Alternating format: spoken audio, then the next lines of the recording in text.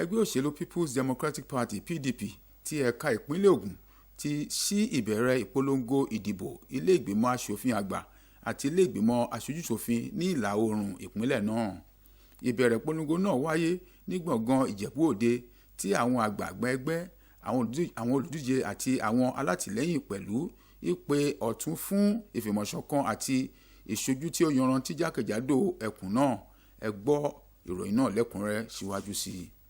Ẹgbẹ́ òṣèlú alábùrọ̀dà People's Democratic Party ti ẹ̀ka ìpínlẹ̀ Ògùn ti síde ètò ìpolongo ìbò fún ti ilé ìgbìmọ̀ asòfin àgbà àti ilé ìgbìmọ̀ aṣojú-ṣòfin ní ti ọdún 2027. Ayẹyẹ yìí ni ó sàmì bí àjọ elétò ìdìbò orílẹ̀-èdè INEC ṣe fọwọ́ sí pé kí ìsíde ìpolongo ìbò náà gbéra sọ ní èyí tó ṣe àkójọpọ̀ àwọn aṣáájú ẹgbẹ́, àwọn olùdíje àti àwọn alátìlẹyìn ẹgbẹ́ tó fi mọ́ àwọn mìíràn tí ọ̀rọ̀ kàn nípa ètò ìdìbò ní Akilẹ̀ Ìjẹ̀bú.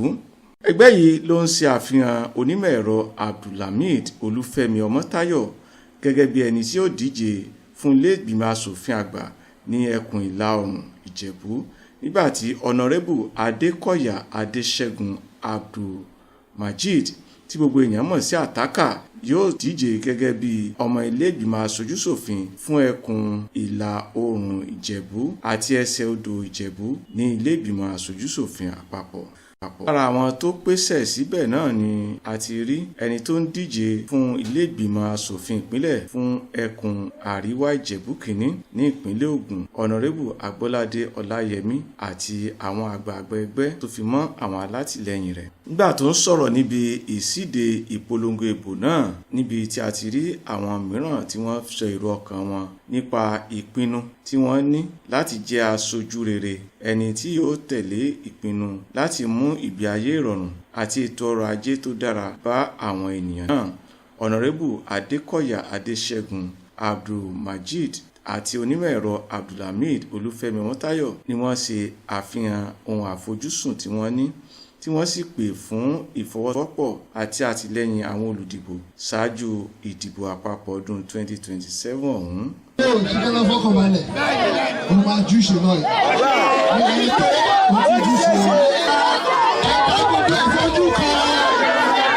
Ìwà ìdìtẹ́tọ́ àjọ ìdìbò wa. Purpose tá a fi wà ń bí lẹ́nìí ni à ń ṣe flag up. A dẹ̀ believe pé Ọlọ́run máa gbé wa lọ sí promised land. A ti ṣí aṣọ lójú eégún báyìí sìn. So àwọn candidate wa méjèèjì, House of Rep wa àti senator wa, èèyàn pàtàkì ni wọ́n, èèyàn gidi ni wọ́n, tó jẹ́ pé wọ́n máa ṣe dáadáa lágbára Ọlọ́run. Gẹ́gẹ́ bí wọ́n ṣe síde ètò ìpolongo ìbò yìí, ó fi hàn wípé iṣẹ́ tí ẹgbẹ́ òṣèlú PDP jẹ́ ni wípé àwọn ti ṣetán láti sìn láti ṣojú fún ìdàgbàsókè káàkiri ẹkùn ìlà oòrùn Ìjẹ̀bú ní ilé ìgbìmọ̀ asòfin àgbà àti ní ilé ìgbìmọ̀ aṣojú-ṣòfin ní ẹkùn àríwá Ìjẹ̀bú, ìlà oòrùn Ìjẹ̀bú àti Waterside ní ilé ìgbìmọ̀ aṣojú-ṣòfin àpapọ̀.